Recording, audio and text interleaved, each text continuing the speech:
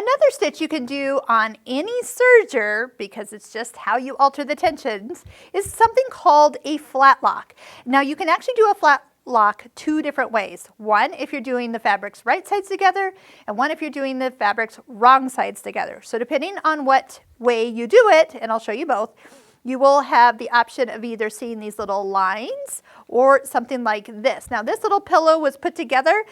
It was actually seamed, and with a flat lock here to here, is that it was opened up and then giving us a decorative stitch. Now you're also noticing, what are you seeing?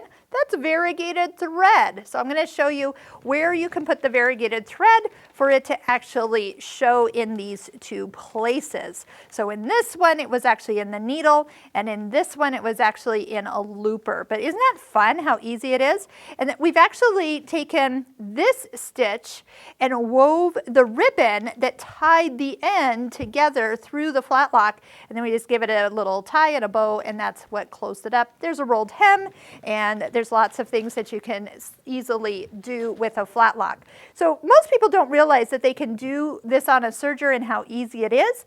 You can either do a narrow flat lock if you're using the right needle, and you can do a wide flat lock like you see here by using the left needle. So I have already removed the right needle, and just because I'm seeing it, I did not tighten that screw in, and I can see it's wiggling loose. So there we go. Now it won't wiggle loose. We will find that to make something actually, once you stitch it, to open up flat, and that's what we're going to do, you need to take the needle tension to 1 or 0. So start down in that very short range. So now that's going to make it so it doesn't hold together. See, I told you, it's just a manipulation of a stitch. And to really give this the look that we want, we do need to tighten the lower looper. So I'm tightening the yellow one to somewhere in that 7, just to get us started. Now, as our fabrics are stitched, so depending on which way you want it to look, and I'm going to just go ahead and fold my fabric and stitch so you can see what we're going to get.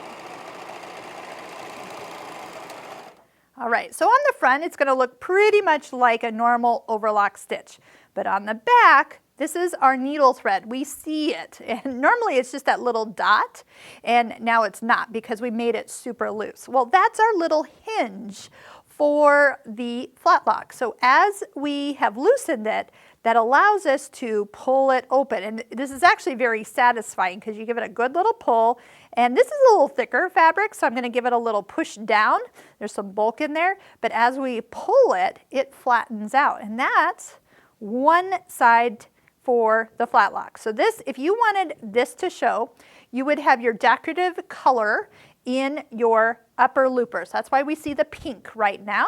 And we would have placed our fabrics wrong sides together. So as we stitch it, we open it up and we see it.